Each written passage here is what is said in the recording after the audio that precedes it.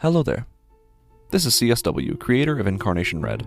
If you enjoy Incarnation Read and want to help keep it going, support the show on Patreon via the link listed in the episode notes down below.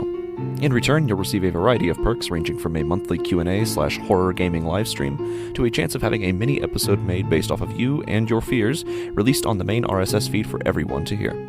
Additionally, all patrons receive access to an exclusive patron-only Discord server where you can chat with fans and myself, watch live streams of pre-release episode editing, and join in on regular horror movie nights. I rely on your support to keep the show going, so any amount, no matter how small, will help me bring you more scary stories more often. Link is in the episode notes down below. Incarnation Read is a horror anthology podcast, and thus contains material not suitable for all audiences. All content warnings can be found in the episode notes down below. You don't want to go in there all by yourself, do you?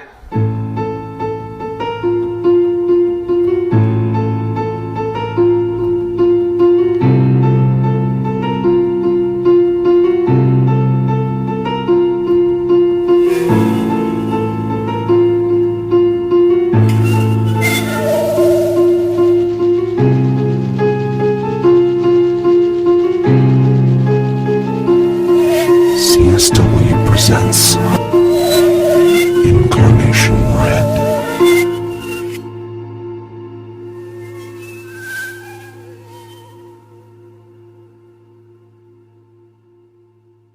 Episode 34. Malediction, Part 2. The door closes fast upon...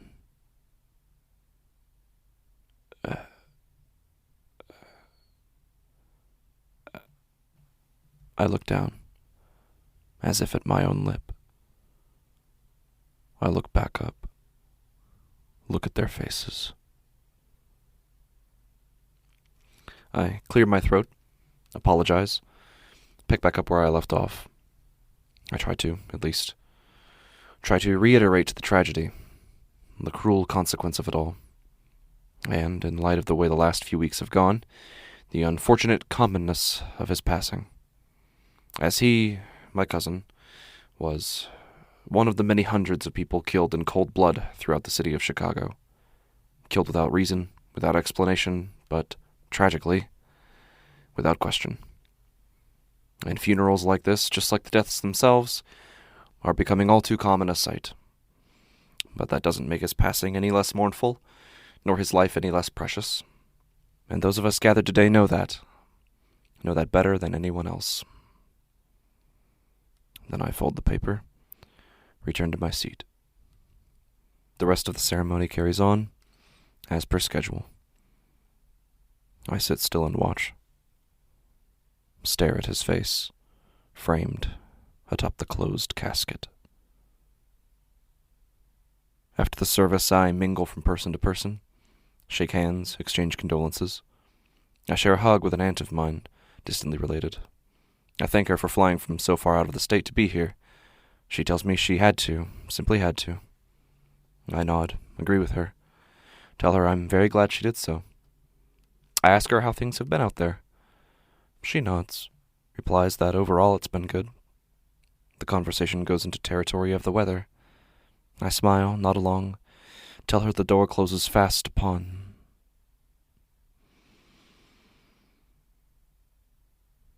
She looks at me curiously. Hooked brow, cocked head. I look at her back without speaking. Without blinking. I shake my head, laughingly apologize for spacing out like that. The conversation finishes, somewhat predictably. I thank her again and move on. I walk around some more, greet a local friend of my own and of my cousin's. He slaps my shoulder, compliments my eulogy. I thank him, tell him that I tried my best with it. My cousin and I weren't all too close, but then, I suppose he wasn't close with anyone. Perhaps I just knew him the best, relatively speaking, from seeing him around the city, visiting him here and there. He nods, says he always heard my cousin speak fondly of me. I shrug, say the door closes fast upon...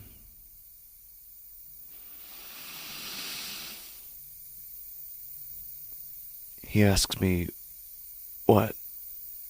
Asks me to repeat that. I stare at him. And I don't really feel like I can talk. At least with any words that I know. He looks down at his arm, at my hand gripping it tight. Looks back up at me. Looks concerned. I remove my hand. I turn and walk away without saying anything. I walk elsewhere. Somewhere where there are no people. Sit in a vacant chair near the front of the rows. I look down at my clenched hands. I notice my mother sitting next to me. I feel her hand on my back as she asks me how I'm holding up. I turn to her, stare at her. I have no tears in my eyes. I have something like the opposite of tears. She seems to see this, and she looks at me inquisitively, an expression that grows all the more as I tell her that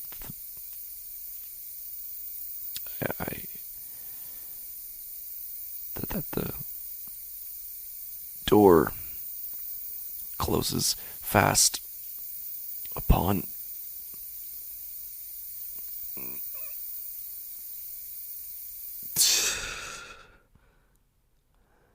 I rise. Tell her I need to leave. Do so before she can reply. I enter my apartment, take off my shoes, sit on the couch. My body isn't moving. My hands stay still. My eyes stay fixed forward. My lips are mercifully closed. But they all feel ready. Ready for what? I don't know, but there's a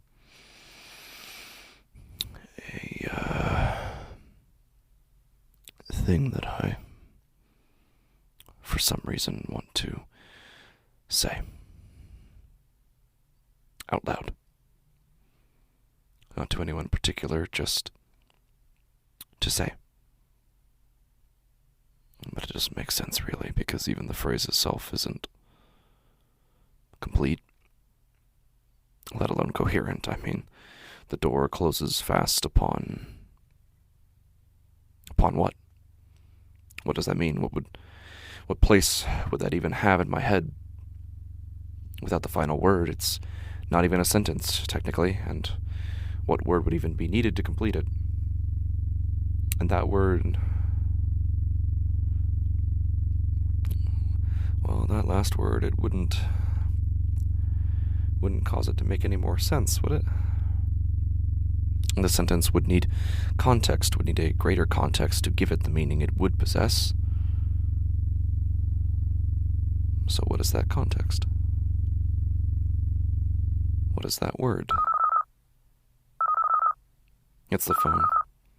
I stand up, walk over to where it charges on its port. I lift, see the caller ID.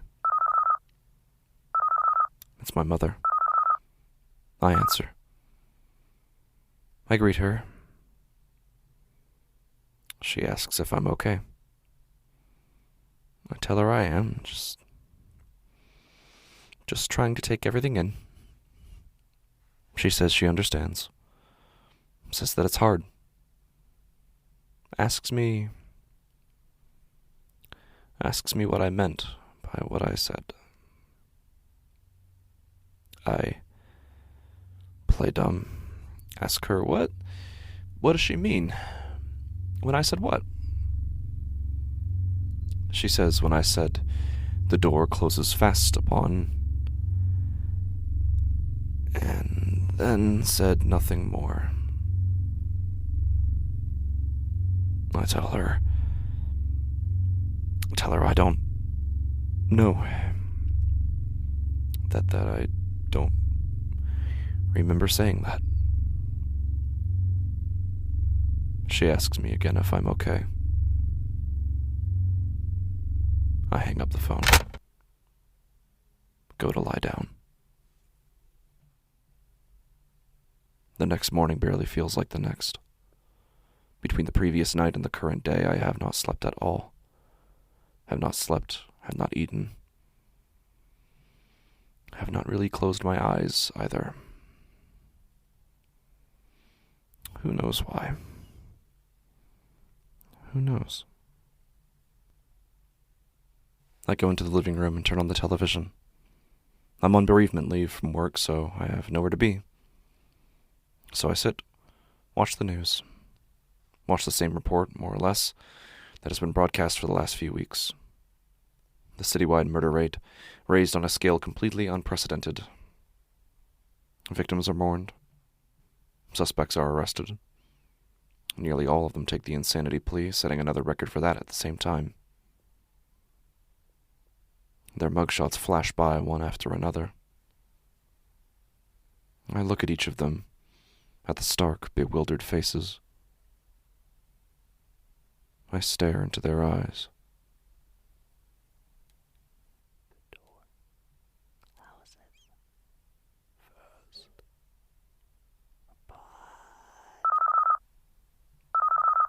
It's the phone. I stand up, go over to it, pick it up. It's my friend, the mutual acquaintance between my cousin and I. I greet him, ask him how he's doing. He says he's more concerned about me. I ask him why that is. He says I seemed just a little down, a little upset at the funeral. Says he didn't know why I was gripping his arm so hard. Says he saw me sitting with my mother after I walked away. Says he's confused, worried. Wants to make sure I'm hanging in there during a tough time like this. And then there was that thing I said, that thing. He can't remember what it was, but he remembers it struck him as odd, that he didn't know what it meant. He asks me what the phrase was. Do I remember? I tell him.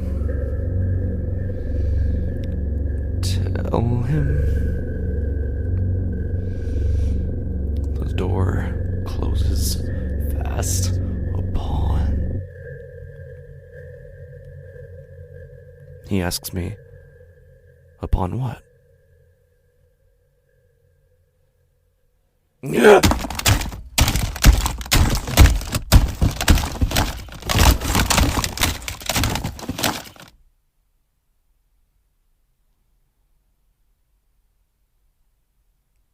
I look at the shattered remains of the phone.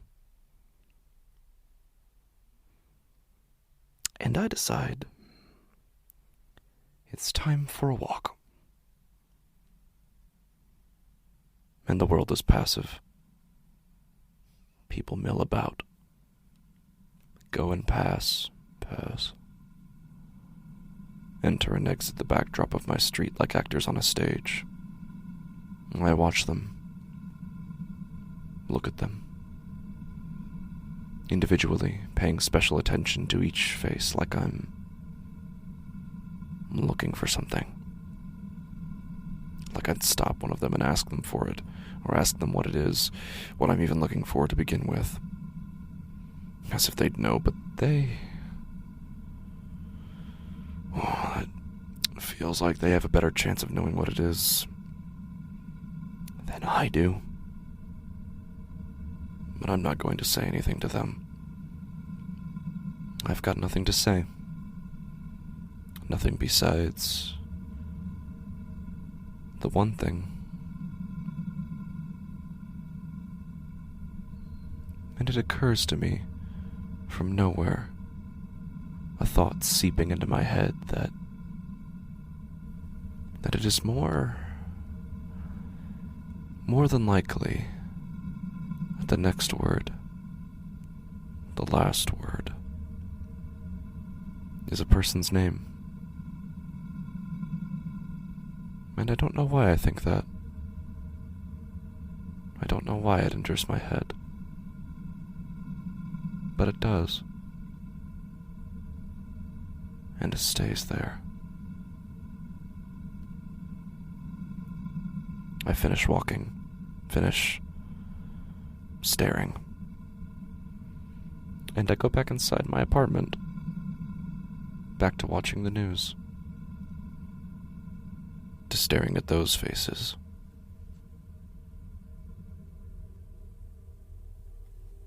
But that evening I'm out again. Out walking in the nighttime. Not even choosing what direction I walk, just walking. Because I can't stay inside. No, I can't stay inside. I can't keep me inside my house, and I can't keep this inside my head, and I can't keep it inside my mouth. But I can't say it either. At least not enough of it. Not the whole thing. If I could, what would it be like? What would it mean to have said the entire thing? What answer would it have? Would it bring to my senses? What life would it lend to me? Who would I be after saying it? What would I feel after saying it? Would it finish the feeling out? Would it bring the sentence to a close so it can leave my head? Or would it just make it worse? Sink it into my head even further. Have it claim its permanent place inside of me. Would it leave my lips but not leave me? Spread then to my eyes, my ears, my hands? And if I let it take them, would it leave me, exit me, go from something inside me to something outside me? Could I empty myself of it? Could I bring it from my mind into this world with my hands? With my hands. With my hands, I lift an empty beer bottle from the ground of an alleyway and throw it at the wall. I lift another, send it into the bricks.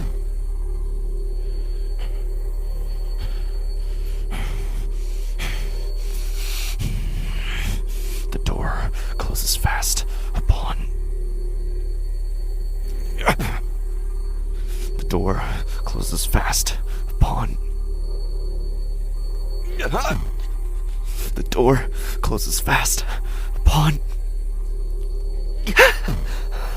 The door closes fast upon. The door closes fast. I look down. The next bottle is broken, shattered in my shaking grip. I drop the pieces. Open my hand. I'm bleeding across the palm.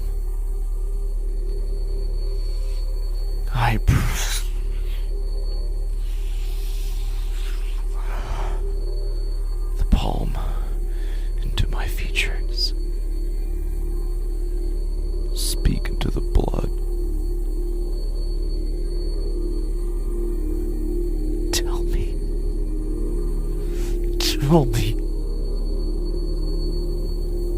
Tell me. Tell me.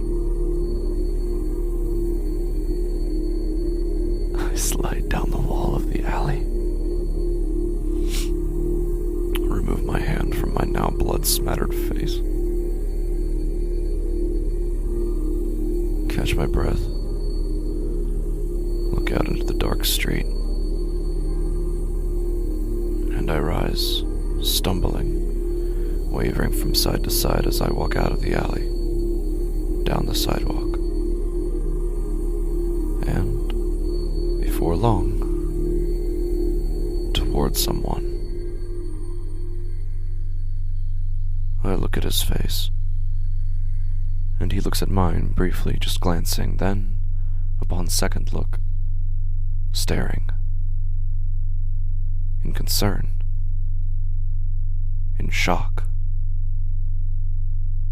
He stops walking, asks me if I'm okay, asks if I need an ambulance. And suddenly, it occurs to me that I have not really spoken today. Not since the phone call this morning. I've been by myself with no reason to speak, and nothing to say except...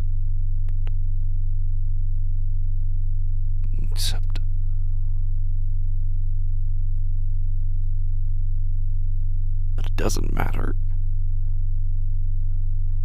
It's just a series of words. It can't hurt me. It can't hurt me or anyone else. And it can't force me to say it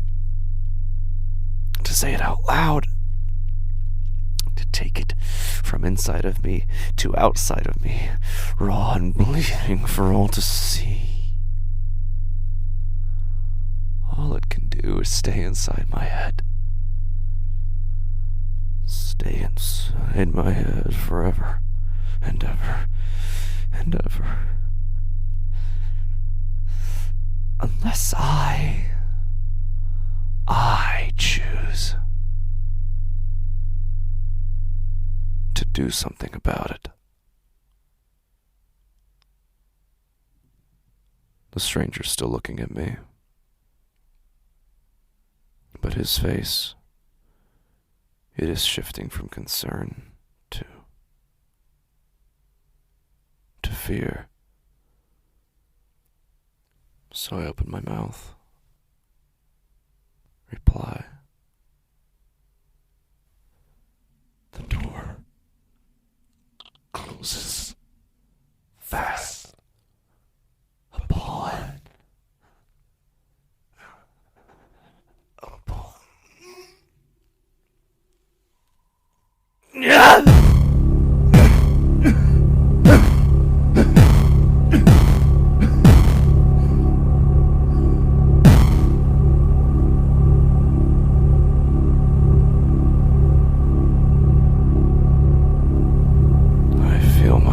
even warmer and wetter than before.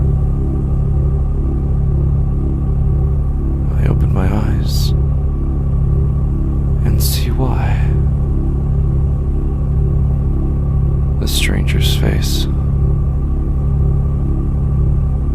Why, it's not even really a face anymore, is it?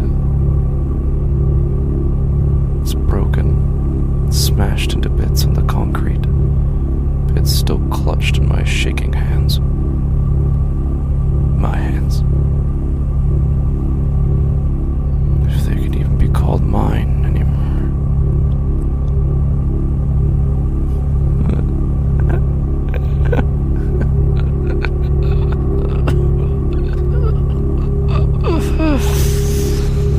I stand. Run down the street in a direction I can't remember. Red hands throwing in front of me like they were reaching for something, reaching for that final word, that name, that final string of letters to get this thing off of me, to complete this thing inside of me that now, here, in this bloody, maddening street, completes itself with me. my pain, with my name. But not for long. It's a bar. The bar just past closing. The bartender informs me of such with his back turned, as he mops up the floor behind the bar. And just past him is another door. A door. An open door. I go closer. Closer. Quicker. And quiet. The music muffles my footsteps. His back remains turned. That is, until I'm already upon him, grabbing him by the shoulders, lifting him, throwing him down into the open doorway. His head. His head.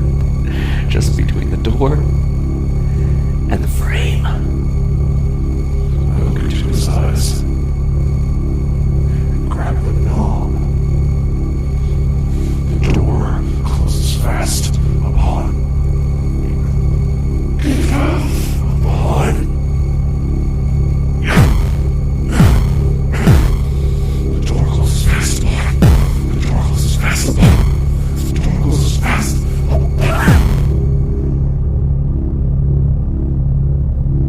When the door is close enough to shut,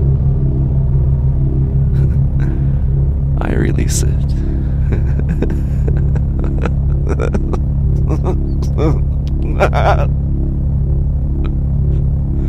I fling myself backward. My arms judder, slap onto the counter. And I slump my body against it. Look drowsily at the blood sprayed all over the bottles. There's so much of it. So much of it, but it's not. It's not right. It doesn't mean anything. It doesn't do anything. It's not the right blood. It's not the right blood.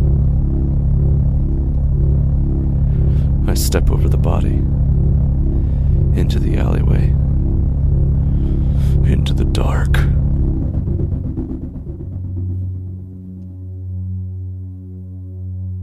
I lie in the bathtub, rinsing the blood off my body, off my face. And I don't even remember how I got home. And don't remember turning on the news, now audible from here. But I'm not really thinking about any of those things. Nor am I thinking about how long it'll be before someone calls the police.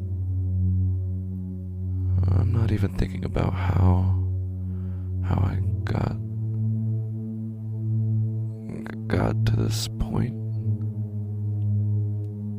Staring at the rapidly reddening water, covered in the violence that was conceived within me and birthed out of me into this world. I can only think about one thing ever again for the rest of my life. The last word. That last, relieving, essential word. I've scraped every blood-washed corner of my head for it. I've pushed my fingers into the pit of others' skulls to feel for it. But it's nowhere. I can't find it. And if I can't find it, if I can't find it, what am I doing here? What am I doing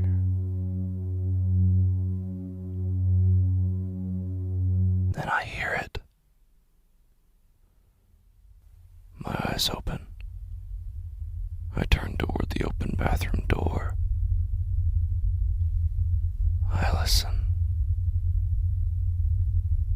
I rise, stand out of the tub, step out of it without drying, walk across the tile into the living room, and I see...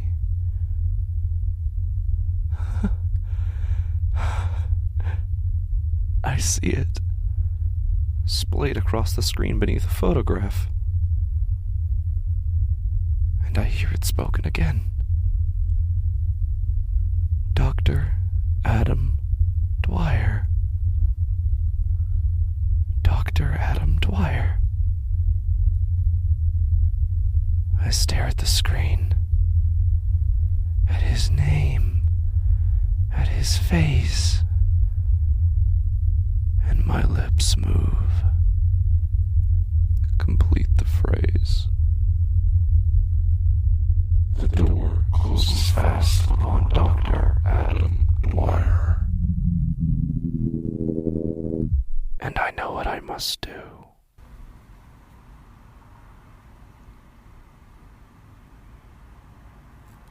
And it doesn't take me long to find it.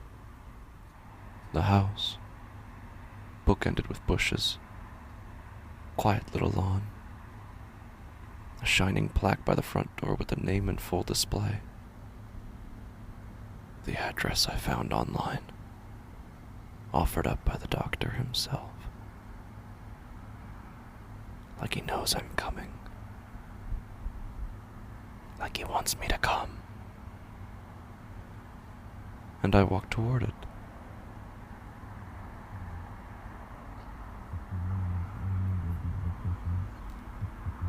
I step up to the front door. I reach out. And I knock. And I step away fast, behind the corner of the house, where I can watch. Watch the front door open. Watch him step out, search for me. Then watch him turn and see me coming, all too late. But there is none of that. There is nothing but the sound of the door, faintly locking. There is silence. And the lights in the house go off, one by one. I walk further around the house, searching for another door, another point of entry. Stepping quickly through the brush, I find another door, the back door, across his yard, so I clamber over the fence, hit the ground difficultly, but I'm there. There just in time to hear the back door locking. My eyes search frantically, rapidly, from one surface to another until I see a window high up on the house. There's something that can't be locked, at least not if broken. I head for it, leap as high as I can to reach it, try to get my hands on the edge of it so I can pull myself up, or at least break it open, so I can drag this body across the glass through the opening into the house where I find him. I hear them. Hear them in front of his house. Hear their voices. Urgent. Seeking. Seeking me. Seeking me. It matters not. I won't go back. I can't go back. I cannot let the words prey on me again. I can't let my name be the final word in that sentence. Not again. So, what other option do I have than to let it prey on them? I climb over the fence again, go into a sprint. The door closes fast upon...